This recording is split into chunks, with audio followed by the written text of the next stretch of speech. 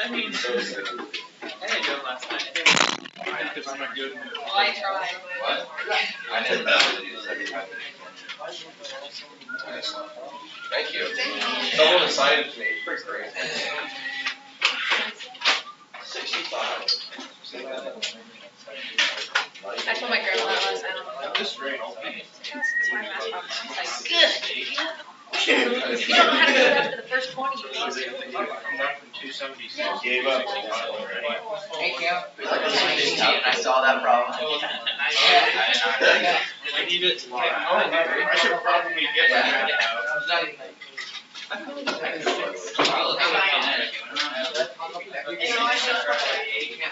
tried to help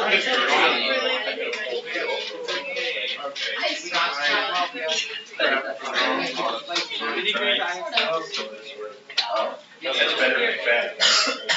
What? She said she sort of tried 93. I looked, tried to plug in a number away. Okay.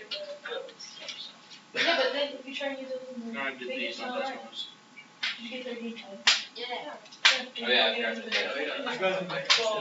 It's right for eggs. Yeah. We are change it to 10. On the test, on the first part I got it, or on the second part I got it.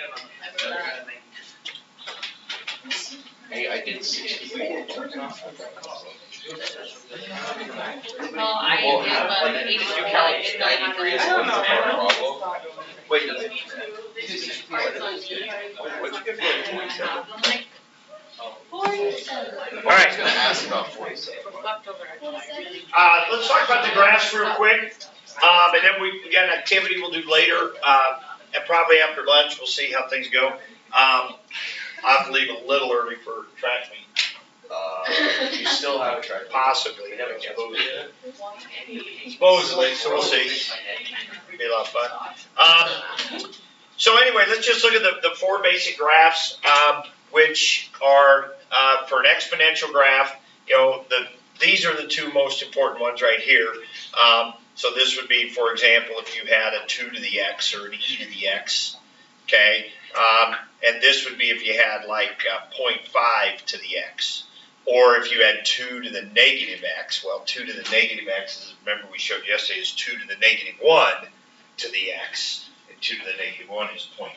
And so, so sometimes you'll see those kind of scenarios like exponential decay, and they'll have a negative x up in there, but that's the same thing there.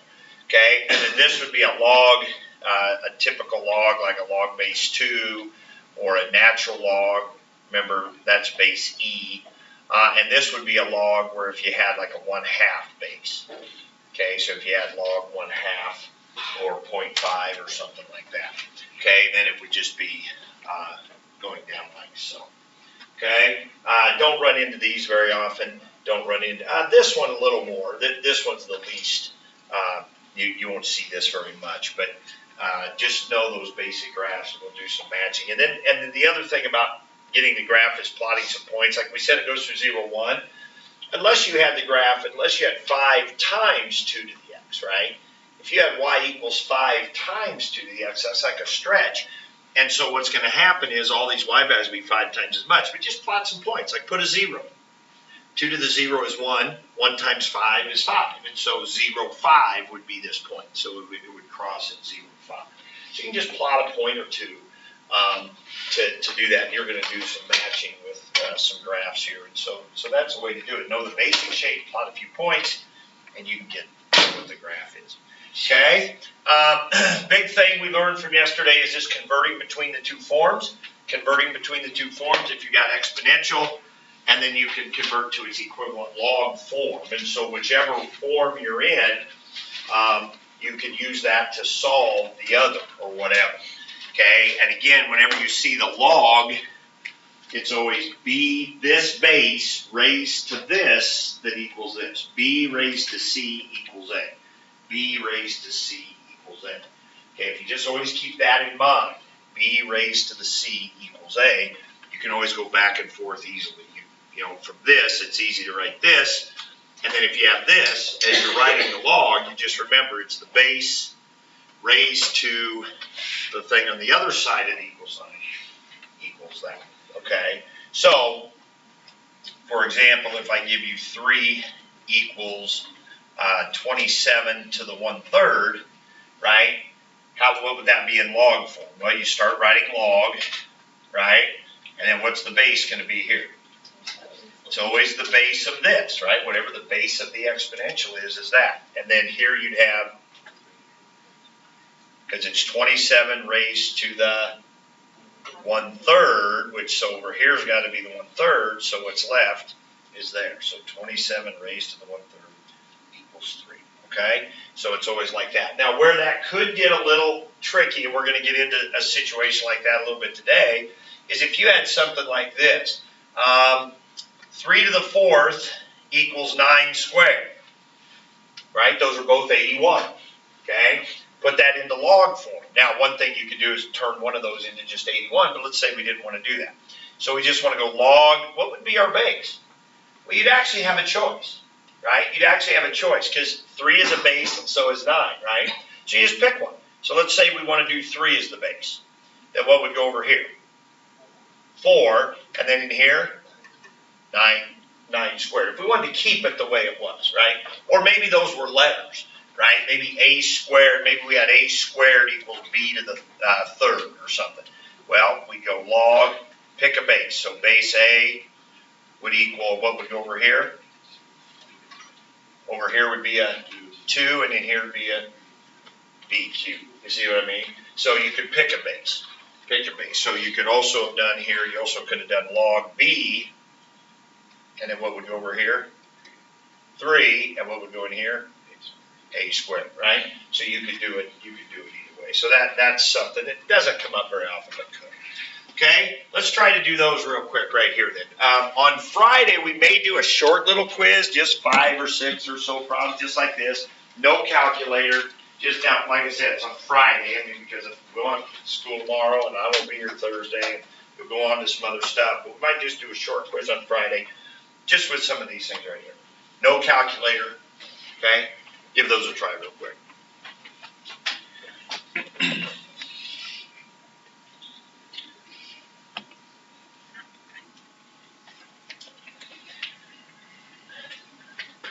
All right, what do you got for number 1?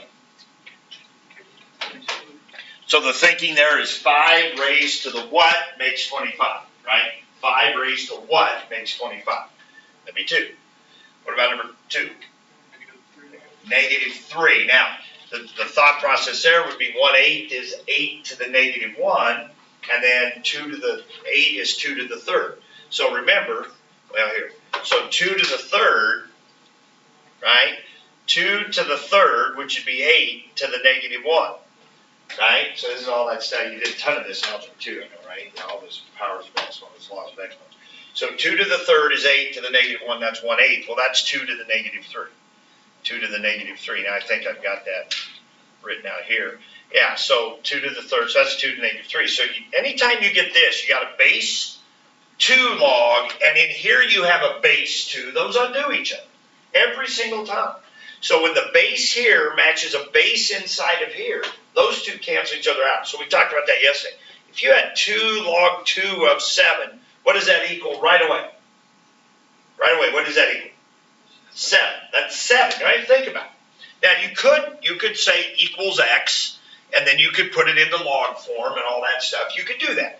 But understand, if you got a base 2 here and a base 2 in the log, those undo each other. It's like a square root and a square. Those undo each other. So same thing here. You got a 2 in the log, and you got a 2 base log, and you got a 2 in the base of the exponential there. They undo each other. So that's why it's -3. Okay? All right, next one. We had a 1 there, right? So again, they undo each other because there'd be like a 1 in here, right? Log 3 in the base, they undo each other, that's 1. 3 raised to the 1 makes 3. And then here, 12 raised to what makes 1. Any log of 1 is always equal, no matter what the base. Okay, what'd you have for the last one? How'd you get that?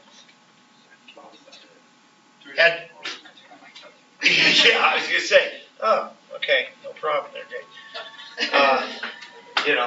Jake, they just call you Jake. They just call you Jake. That's what I get. Here's what I did. 9 to the x equals 27. Okay, I thought of that as x right here. Now again, just think about it, try some different things, whatever. But 9 to the x equals 27, you got this. Now where I went with that is I went this way. Okay, I said, well 9, another way to write 9 is 3 squared. Now I was thinking of that because I knew 27 is 3 to the third. So I wanted to get like bases. That's that 1-to-1 property we were talking about yesterday. So I got 9 to the x equals 27. So write the 9 as 3 squared to the x equals 3 cubed. Well, power on a power you multiply, so that's 3 to the 2x equals 3 to the third.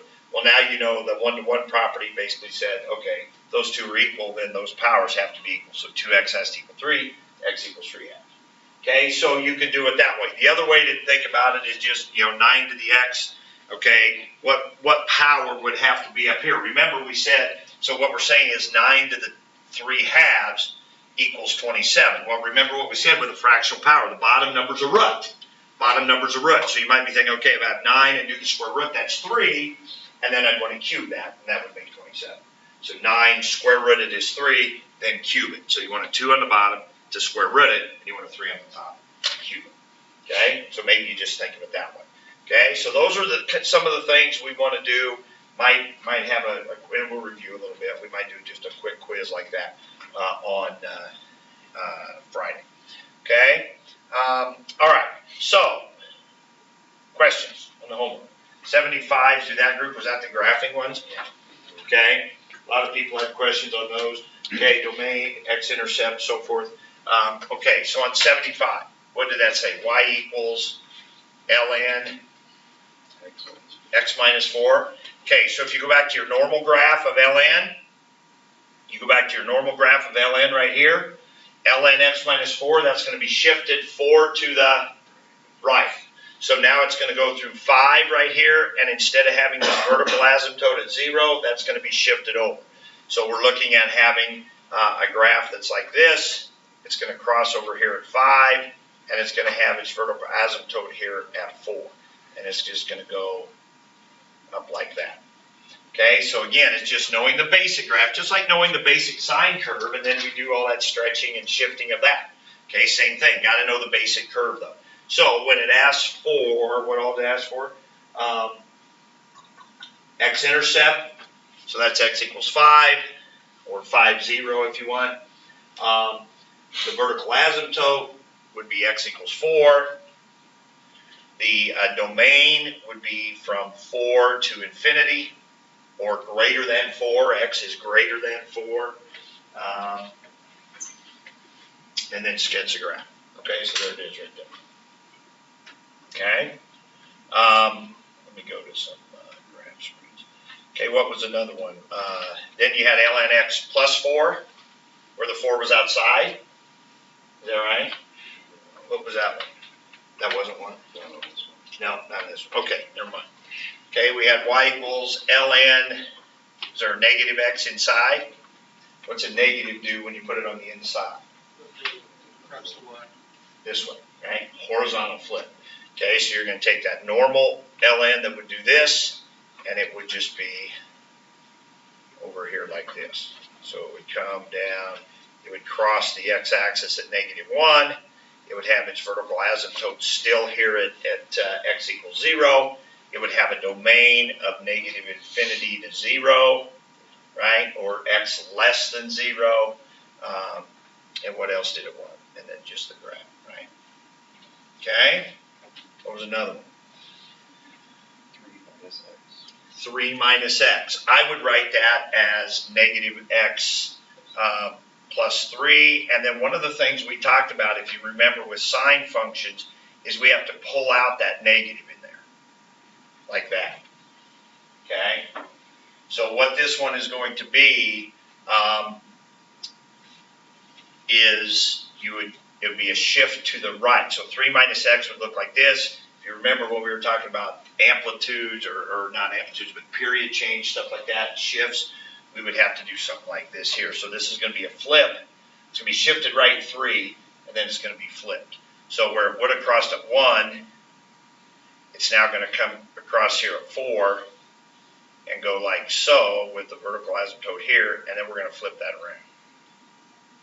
Okay, so we're going to have vertical asymptote here, and it's gonna come through here at -4.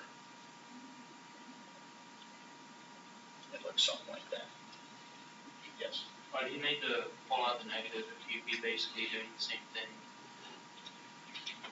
Just like, when I look at it, I see like, go back, I mean, like flip it and then go back 3. So like, is it necessary to pull out the negative? Because you wanna go right. You wanna go Because of the right, otherwise this would be a shift left 3. So you want X to be positive. Right, and then flip, you see what I mean? I mean, otherwise your graph would end up over here, wouldn't it? Well, I'm thinking like, I don't know. I'm thinking like, when you move it over, the way I see it, when you move it over to the right, then you flip it, it will just like face the other way, like that's what's confusing me.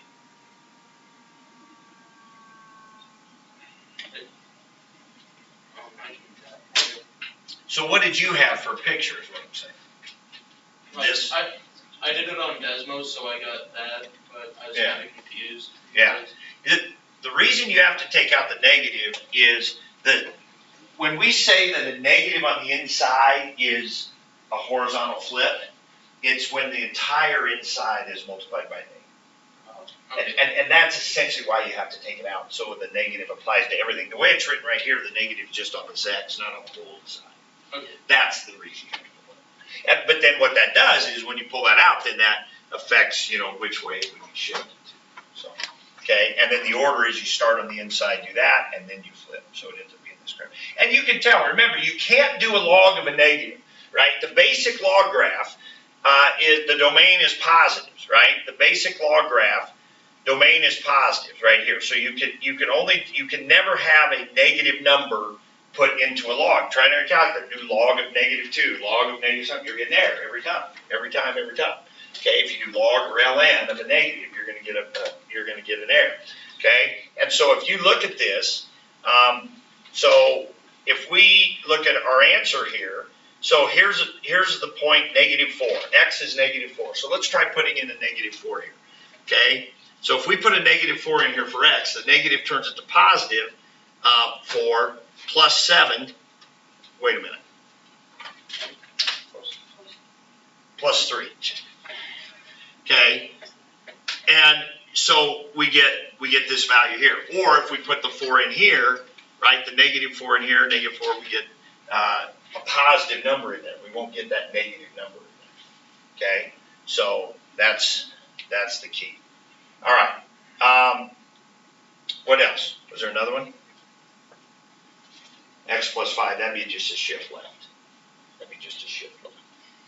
Okay, left 5. All right. Any others besides that? 93. 93. Okay, and again, this would be a calculator problem for sure. So you got this equation, and that is the length of time. So T is the time at 6% in terms of the monthly payment. So X is the monthly payment, okay, and T is in years. Good morning, and pardon the interruption. Just one quick weather-related announcement. The Grand Island track meet scheduled for today has been postponed. Students that were scheduled to be dismissed to attend the Grand Island track meet, please remain in class and continue to learn today. Thank you.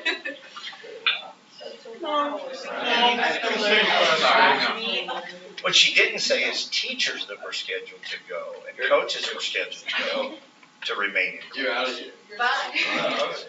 I'm not dismissed yet. But We can just airdrop funny cat videos, guys. all right. All right. So which part of this, other than Jack, did you have questions about? Other than there were a lot of words.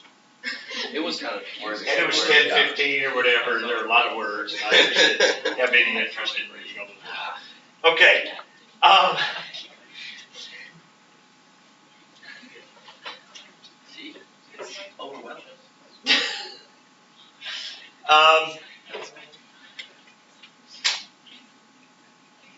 So on that one, you just take the monthly payment and put in 897.72 for X and type in your calculator. and then you put 1,659.24 in for X and type in your calculation, right?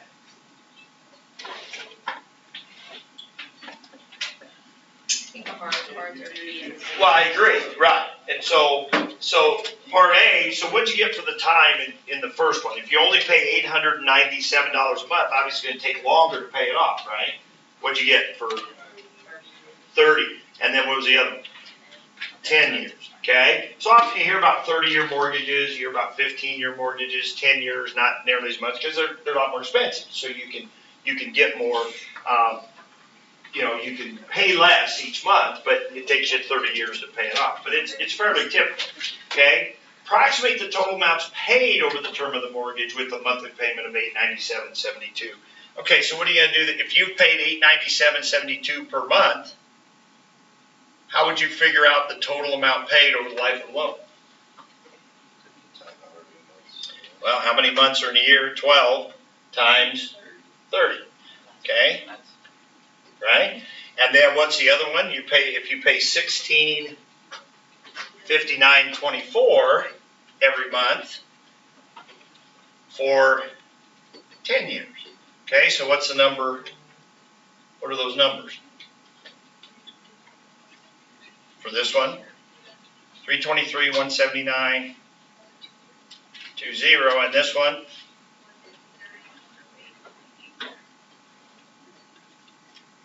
you guys get those numbers? Okay, so that's the part, if you're getting a home loan, that's the part of the math you might not want to see, right? Because, you only have to pay this much. I mean, it's almost double what you pay each month, but you're going to be done in 10 years. Remember, it's a $150,000 house, right, is what you were taking the loan out for. So if you pay it off over 10 years, it only costs you about $200,000. You pay about $50,000 in interest. Or you could pay a whole nother $123,000 in interest. Now, houses grow in value, and it's one of the good things it is to take a loan out. It's not a good idea to take a loan out to buy a car. It's not, now I'm getting on my soapbox again about saving money. That's why another reason you want to save money, because cars depreciate in value. So as soon as you have to take a loan out to buy a car, you end up paying more by the end of those 2 years or 5 years or whatever, how many month loan you take out. You're going to end up paying more than the price of that car. And by the end of those 5 years, your car's worth much, much less than that, and when you try to sell it, it's hard to get ahead, and so, cheapskates like me drive pieces of junk early on when you can pay them off, and then as you're able to save more, then you can buy a little nicer one if you can pay off the whole thing, or at least maybe only take out a loan for a small part of the vehicle, okay? But houses appreciate in value, so having to pay a little more over the life of your loan is worth it, because number one, you need a place to live, and there's value. If you just pay rent, you're not getting anything. You pay rent for 5 years. At the end of 5 years, you got nothing, right? You move out. I mean, you've just been paying to live in. So here you're paying to live, and you're owning something. Eventually hopefully it's appreciating value. So it's not a bad thing. But if you can swing it to get a smaller term, smaller number of years, if you can't afford 10-year. If you can't afford this, then maybe you can't afford a $150,000 house, right? Maybe you should be in $100,000. So what happens when if you're paying a 30-year mortgage, but you want it about 22 years in? Yeah, the average life of most mortgages in this area are 30-year mortgages. Okay, a mortgage is a fancy word for house loan. Okay, most house loans are 30 years. The average life of a mortgage, the average life of a loan, they say, is 7 years, and people move and move to a different house or whatever. And so what you do is you sell the house, right? So let's say you've been paying for 10 years, let's say, and so you may still owe, every month you're paying interest and you're paying a little. The way they break it down is in the monthly, every month, and you can see it, that the bank will show you a month-by-month thing. So you take out a loan for $150,000, and your monthly payment is this. In the beginning, out of that $897, maybe $100 of that is going to pay down this amount, and the other 797 is interest. Okay? So the very first payment you make on your house loan, the vast majority of it is just interest. And about $100 it's knocked off of this. Every month, those start to change a little bit. Okay? Do you hear the announcement? That's for that was check. Thank you. I'm just going to be a free sub. I get to do Well, it. yeah, there you go. Well, I told these guys, they said that the kids were supposed to stay in class and were supposed to be dismissed, but they didn't say anything about the teachers. So maybe I'll go home and you can stay. Oh, that'd be okay. No. No, Yeah, I'm just kidding. You want to Yeah, because I had something fun for them to do when you were here, but now we'll just go on and I'll just keep lecturing. All right. Oh, okay. So the next month, instead of $100 going towards pay down this, $101 will go to pay down this, or whatever. And so, and so then as you get towards the end, then it totally kind of flips. Then more of your payments going towards the principal. So the bank's going to make sure they're getting their money. Okay, I still haven't answered your question. So what happens? So what happens is, obviously, if you move, you sell your house. Okay, so let's say you're down to 70, you still owe 70,000 when you move. Well, hopefully your house is appreciated in value, and it's worth more. But whatever. So let's say you sell the house for 180,000. Okay, well, 70 of that or whatever goes to pay off the rest of this loan, and then it's closed out. And then you take what's left. That's called equity. People say you have equity in your house. The equity would be the difference between what you owe and what it's worth. So if you sell for 180,000, you still owe 70,000 on that. 70,000 goes to pay off this loan. Now you have 110,000, which you probably put as your down payment on your next house that you want to buy. So you know what I mean. So it's not smart to pay out the full mortgage. Now, that's a good question. It depends on what your interest rate is, right? Now, mortgage interest rates, you're right, are pretty low. You can get house interest rates for 4% interest, okay? Well, you can take money and invest it in the stock market. Over long haul, you might be able to get more than that, right? So most people do not pay it off even if they had the money. Now, we just paid off our house. We still had about 6 years left to pay on our house, and we decided to go ahead and pay it off. We had some money, that we could do that with, and we decided to pay it off, even though it maybe would have been okay to just keep paying the monthly payments. But at that point, it was kind of the thought of just being done and not having to pay it off, and not giving them interest anymore, kind of thing. But no, I think the more you save, the more you can put down and not have to borrow is good. But most people, of all the different things you could get a loan for, the one that most people have is a loan for their house. And that's kind of considered good debt. I mean, it's okay to have that debt. Okay? All right. But anyway, it make a big difference. And like I say, it kind of, you look at what you paid for your house and you look at how much interest you paid, and that's just cost of living. I mean, it's just something that you have to do. But the kind of interest you don't want to pay is credit card interest and car loan interest. A lot of people have loans for cars, but it's better if you don't. And like I said, credit card, charging stuff every month and not paying it off and having to pay interest. I mean, that's really crazy because that's like 20-some%. I mean, they just really gouge you. So, if you get a credit card, that's fine. Just make sure you pay it off every month. A lot of people just have debit cards, right? What's the difference between debit and a credit card? Debit is prepaid. Debit comes right out of your account right away. Yeah, it comes right out of your account. So you have to have money in your account to cover it. If you don't, you're overdrawn. Credit card, you don't have to have that money. But again, get a credit card's fine. Just make sure you pay it off every month. Just pay the amount. I like doing that. I don't use my debit card. We use credit card. Now, it's a minor thing. It hardly amounts to anything. But what I like about the credit card, if I buy something today with my credit card, I actually don't pay for it for almost 2 months. So I get like 2 months of free money. Now that adds up to a couple pennies probably, so it's not a big deal. But but I'm also the guy that knocks somebody over to pick up a penny. My wife is too, and usually she wins that battle. But anyway, so we're also the people that when we go into Walmart, when you walk into Walmart, there's those newspaper racks, you know, those newspaper, you know what I'm talking about? The machines, he did the newspaper. We'll peek in the change thing to see if they You never done that?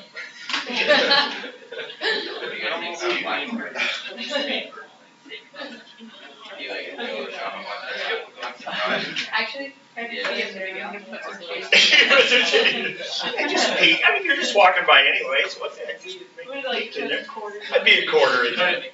You know, it's funny, we, you know, hate to see now, again, Kelsey, she might have been adopted, I don't know, but, she'd think I would know, but my son, but Ryan, he takes after his mother too, so yeah, so he would, so Wendy would check in there, so then they would start checking in there, Ryan's with me, I think he still does. And so, one time, she like, stuffed like $1 or something in the thing, and he was pretty little, he came running in the water. Yeah, well, we planted it, sorry. All right. Okay, so, any more in the homework? Any more in the homework? A lot of it was just changing forms back and forth, getting used to that. Okay, and now, by the way, IXLs.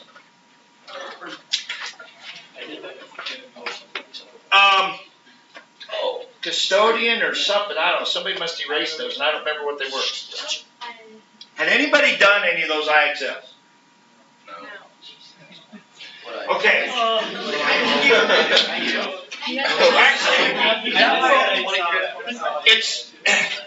It's not true. I erased them. Well, first of all, I went on there to see if anybody had done them, and nobody had. Then I realized I forgot to say that a whole bunch of those are under the Algebra 2. And so, since I have quite a few more to give you, and I might have been feeling a little guilty about 29 through 93 yesterday. Not really, but, you know. And then I saw these other ones nobody had done, and they're on ellipses and hyperbolas and circles, and we're done with that. So I thought, okay, I'm going to get rid of those, because I do have a bunch more to give you here. So I thought, okay, so I took those away. So those ones that were up there, except for those two. Now, those two are under the precalculus, okay? And those have to do with what we're doing now. So it wouldn't be a bad idea to be working on them, since they do refer to what we're doing. All right, get your notes out. Get your notes out. Let's get some things done here today. So one of the things we'll do after lunch, we'll do a match activity, but let's get some notes down here before lunch. And then we can mostly be working after. So a couple of properties of logarithms.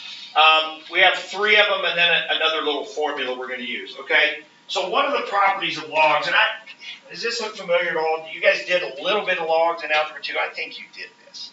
I think you guys did. But anyway, product property. This is called the product property. And all that means is that if you have the log of a product, I'm talking about on the inside, okay? The log of a product, any base, doesn't matter what base the log is, then that's equal to the sum of the individual logs.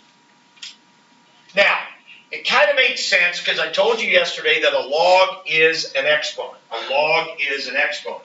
And there's a rule that if the log is an exponent, there's a rule that says when you multiply, bases are the same, you add the exponents. So we add these 2 logs. If logs are exponents, it kind of makes sense that multiplying and adding would have this relationship. Now, this last part I don't want you to write down. Okay, that rule I want you to write down. But this part I don't want you to write down. I just want you to see where this comes from. So if I started here with a couple of log definitions. So I'm going to let x be b to the m power, and I'm going to let y be b to the n power. So therefore, m would equal log of x base b, right? Just converting that into its log form. Base b of x would equal m, and base b of y would equal n, right? So I wrote those in red. So now if I took x times y, that would be the same as doing b to the m times b to the n, correct? And of course we know our laws of exponents, we can add those powers. So x times y would equal b raised to the m plus n. Now that's an exponential. So let's now put that into its log form, this little equation here. It'd be log base b of xy would equal m plus n. And if we go back to my definitions right here, m is equal to log x, and n is equal to log y. So substituting m and substituting n, we sure enough get log xy is equal to log x plus log y. But the key is right here. The key was this, that when we multiplied here, we added those powers, and that's what it is. Okay, so you don't have to remember why or how it worked, but I just want to show you where it comes from. But that property we want to use. So what that tells me is I could have, one of the things you'll have is a problem where it'll say expand this. And so you might have ln, let's say 6. That could be written as ln2 plus ln3. Now you might be saying, what would be the advantage of doing that? And you'd have a point. There will be some times where this will be an advantage, okay? But just understand that ln6 would be equivalent to, and you can type in your calculator and check, you type ln6, see what you get, do ln2 plus ln3, see what you get, because ln6 is equal to 2 times 3, and we can do that.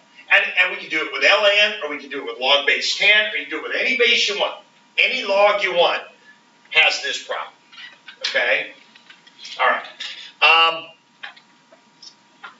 Second property, the quotient property. And this makes total sense if you think about what we just talked about.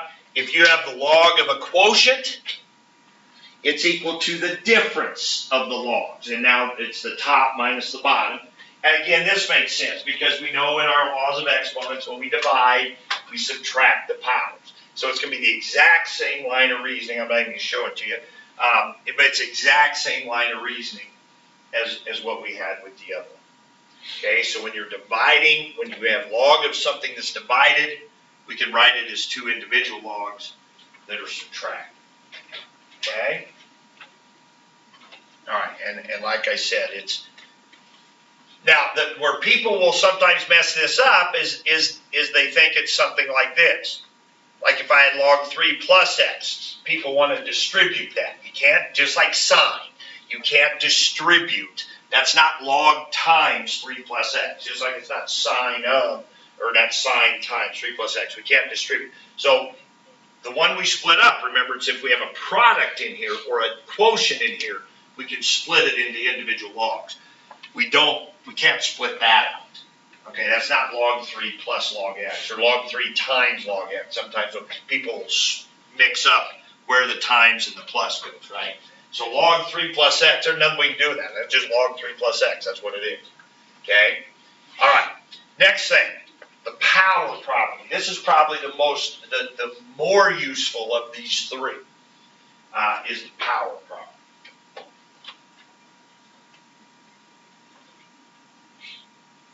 Okay? And this says if you have the log of a power, you can bring that power out of there down in front and multiply. And that can be a useful thing. Okay? And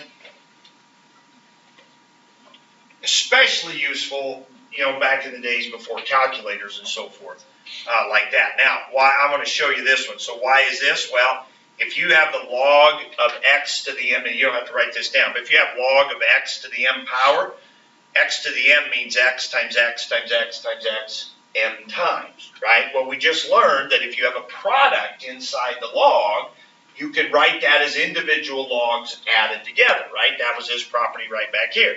If you've got a multiplication in here, you can write it out as individual logs. So we could write that out as log x plus log x plus log x plus log x. And how many would there be? There'd be m of those, right? So that would equal m times log x. So that's why it works. Okay, so it kind of goes back to that other property. All right, so those are the three important properties, and you're going to have some homework problems that are going to deal with that. We're going to do a few examples right now. Okay, oh shoot, I already did one for you, see if you can remember. Okay, so write those, each one of those, write those in terms of just ln2 and ln3. That means your answer should have ln2 and ln3 in it. Or just an ln2 or just an ln3 or both. Okay, but no other logs.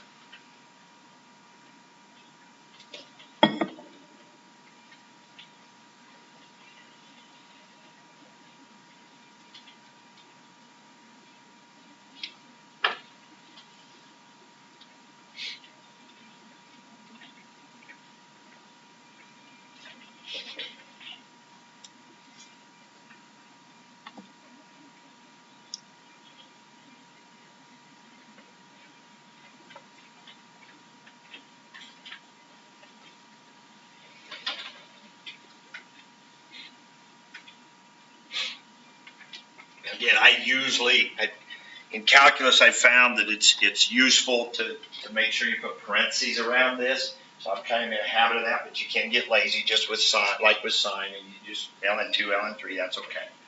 All right.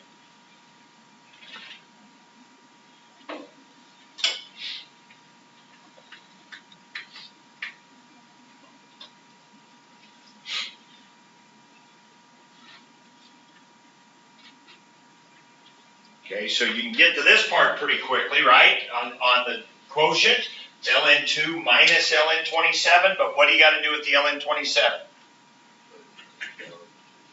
Make it 3 to the third. And then what can you do with that? Bring the power down in front. So you got ln2 minus 3 ln3. That's how you turn that into ln2s and ln3s. Yes? Wait, so you get this.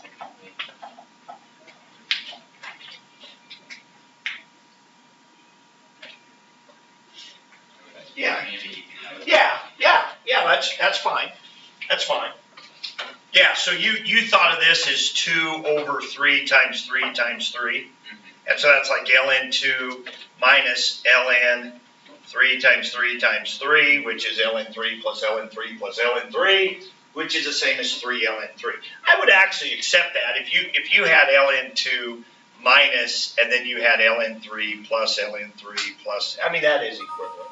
I think it's a little simpler, than do that. But okay, try this. No calculator. This is using those same rules. Using those same rules and then combining it with stuff we were learning yesterday.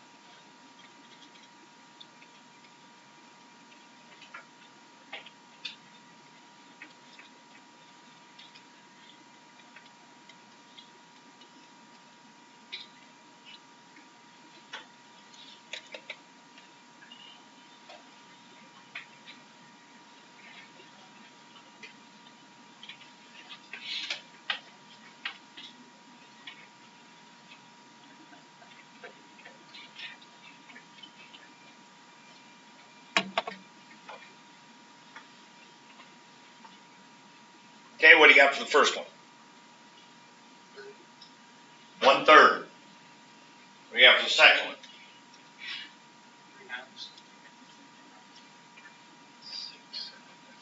3 no, 3 over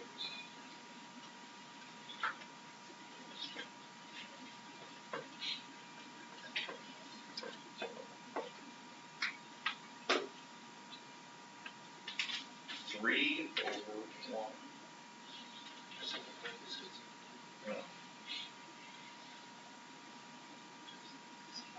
Anybody got something for that last one?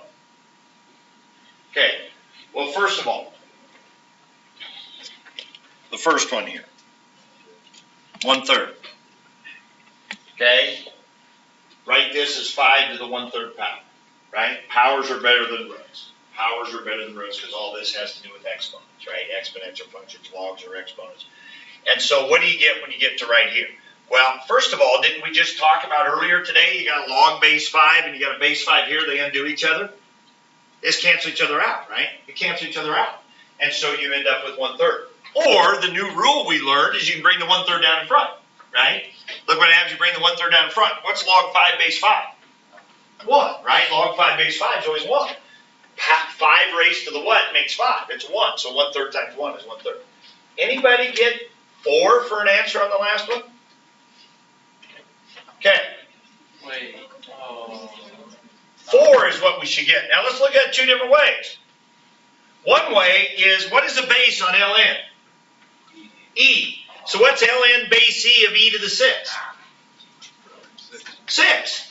ln e squared is 2. 6 minus 2 is 4. Okay, that's one way to get it. Now, a second way, there's actually a third way here. I'll do in a minute. But another way is to bring that 6 down in front, right? Bring the 6 down in front, bring the 2 down in front. You got 6 ln minus 2 ln. What's ln? ln is 1, because it's base e raised to what makes e? E to the first makes e. E to the first makes e. So that's 1. So that's 6 minus 2, which is 4. But I know you guys are trying to use the new rule, so that's fine. Or maybe you are. Wouldn't that be true also? ln e to the 6 minus ln e to the 2 would be ln of those divided. Now what's e to the 6 divided by e to the second? What do you do with the powers? You subtract. So this would be ln e to the 4th. What's ln e to the 4th? 4, right? ln is base e with a base e. They undo each other. We get 4. So any way you do that, you get 4, right? Those are the different ones we get. All right. When we come back for lunch, we'll look at a couple more. We got 4 more here, and then we got a little graph matching activity, and then the homework, and we'll work on that. Thursday, I won't be here. Mrs. Lindner's going to talk about a little something I'm going to show you here. Well, shoot, I got a little bit more to do, I guess, after lunch. And then you'll have an assignment. You also should have some IXL time. And then Friday, I think we're going to make some IXL time, because I do have some more IXLs to give you. So Friday will be maybe a short little quiz, wrapping up the questions you had, and then IXL time. Next time. You should have everything that again. They look like, they kind of look like when I first came to Well, I appreciate it. Wait, who's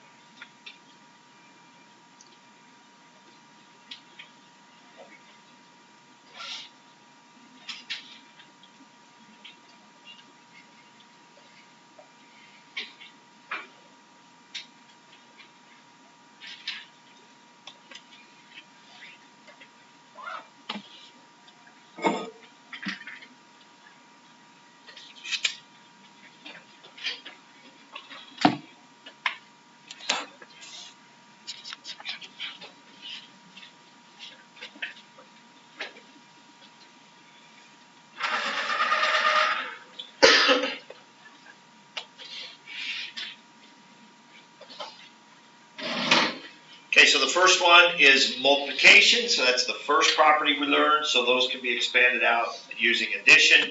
And then when you see the x cubed right here, we want to bring that 3 down in front. Okay, so we want to use all those properties. You can call this simplifying, I guess, a little bit, would be the term. You want to break it down as much as you can. Now, somebody might say, well, how do you know when to stop? For example, log 5. Couldn't you break that into log 1 plus log 5? Because 5 is 5 times 1. And you can just keep doing that forever, right? But what's log 1? What's log 1? 0, right? Log 1, no matter what the base, is 0, right? 4 raised to what makes 1? 4 raised to the 0. So log 1 is 0. So it would just, you continue to just keep getting log 5. So it's kind of like prime numbers. You break it down as far as you could if you had prime numbers. So if this would have been log 6 right here, we would have wanted to not just leave it log 6. We'd want to do log 2 plus log 3 if it's a problem like this. Expand. Okay? All right, number 6 would look like this. Okay, so we could take, since it's a quotient, we can take the log of this minus the log of the bottom. Log of the top minus log of the bottom. Now in this case it's natural log, but it's still log, doesn't matter. So all the same rules apply, ln or log, right? It just means base e. But then we don't like roots. We want powers, right? So 3x minus 5 we're going to write as a 1/2 power around everything. And then we can bring that 1/2 down in front. Okay? So when you have the 1/2 power in there, bring that down in front, and we will write it like that. Okay? So that's what the directions mean when we say expand, just using those properties to rewrite. Again, in calculus there are multiple times where we're doing something. It's much easier to do the calculus to this than it is to do it to this. Okay, so that's one of the reasons having these properties is valuable. Okay, 2 more here, and then I got one more thing to show you. Okay, now do the reverse. Condense these using the properties. Go in reverse. Put them together into a single log. A single log.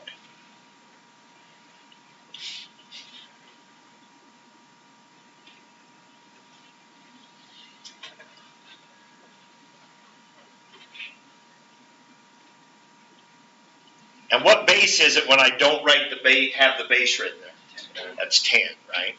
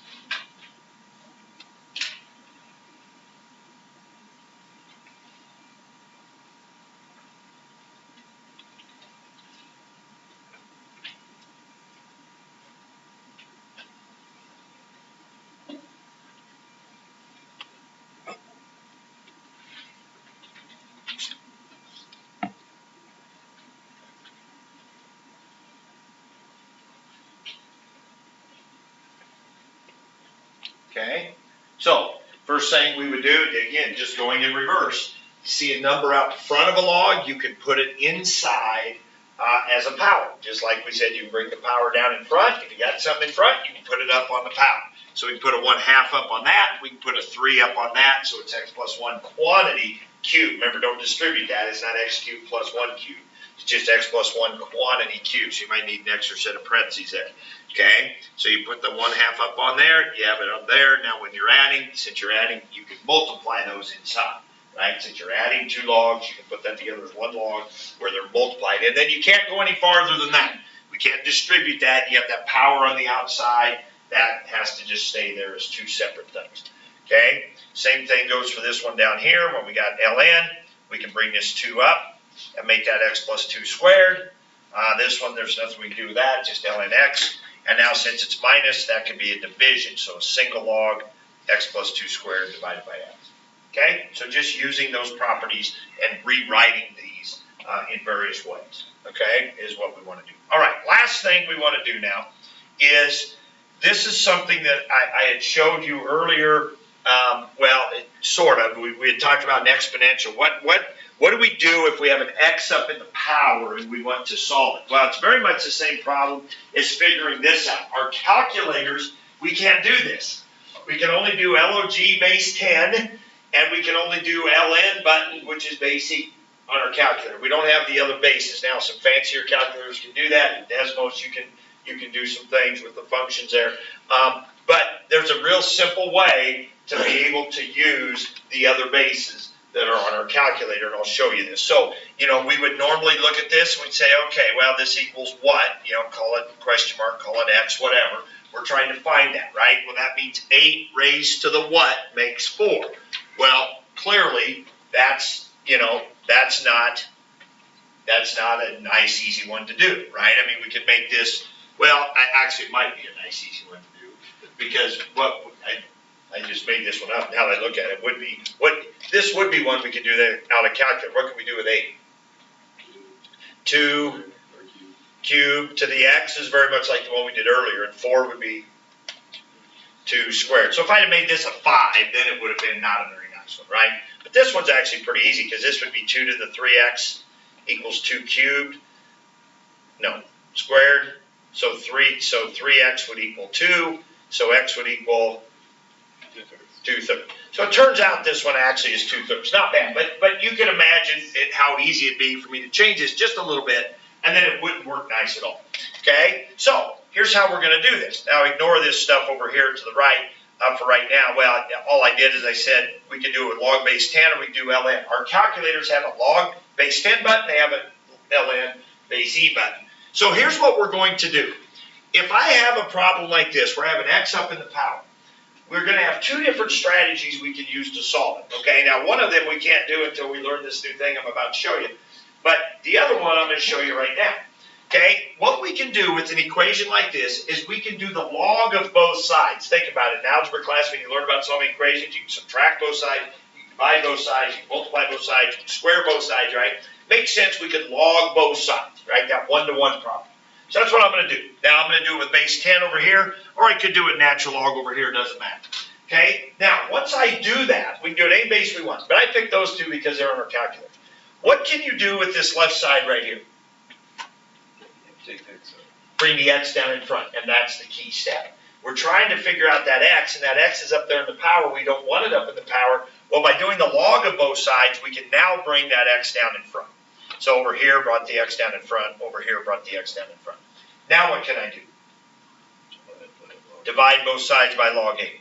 And now I got log 4 divided by log 8, or if I want to do natural log, it's natural log 4 divided by 8. And look what we just figured out. What that just showed, and since we can pick any base we want, I picked base 10 or I picked base E, I worked it both ways. Look what we ended up with our answer being. Now on your calculator, do log 4 divided by log 8 and hit equals. Now be careful with your parentheses and everything. Log 4 divided by log 8, do you get 2/3? 0.6 repeating. Now do it with the ln. Do ln 4 divided by ln 8. And you get 2/3, right? So, look at the original problem. It was log base 8 of 4. Look how we ended up typing our calculator. Log 4 divided by log 8. Log 4 divided by log 8. You can pick any log you want. So, see if you've learned your lesson. If I ask you to do log base 7 of 13, type that on your calculator and tell me what it is. See if you've learned anything from what we just got on that last problem.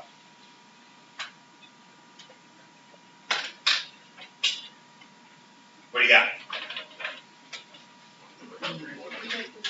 1.318. What'd you type in, Charlie? Log 13 divided by log 7. Log 13 divided by log 7. Which log do you use? Log, just regular log. Does it matter? Doesn't matter. You can go log 13 divided by log 7, or you can go ln 13 divided by ln 7. Doesn't matter. I personally like ln. In calculus, we use ln all the time. We hardly ever use log. Okay, but look what happened. We had log 4 base 8. What did we do? We did log 4 divided by log 8, whatever base we wanted. Okay, either ln or log. Okay, log this divided by log that. That's all you got to do. It's called the change of base formula. It's called the change of base formula right here. And what it says is if you have a log with a certain base, you can change it into any other base. I used a C there for any other base. And you just do log A divided by log B. Log A divided by log B, whatever base you want. The base we usually choose is base 10 or base E, because those are on our calculator, and those are the most famous and the most useful bases for us to have. So we can either, and so you can now do any log you want on your calculator just using the log, using that change of base formula right there. Okay, so log 13 base 7, you just do log 13 divided by log 7. or ln 13 divided by ln 7. Works every time. Okay? All right, that's called the change of base formula. So let's do the, we've got a quick little match assignment. I want you to hand that in. So we got a little, you pick up your thing here, and then there's the homework. So you put the names of the people in your group. Number 1 here, down through here are the equations, I think, and then you match it with the graph. The graphs have letters. And so each group just needs one of these, and then turn it in when you're done. Here's a sheet right here. Okay? I'll be adding some IXLs to the list here too, so we will have some IXL time on Friday, but we're going to do a short little quiz on Friday too, so it wouldn't hurt to be doing some of these IXLs before then.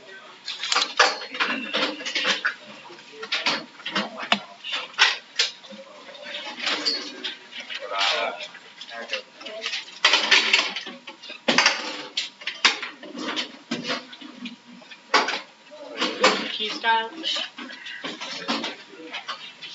All right.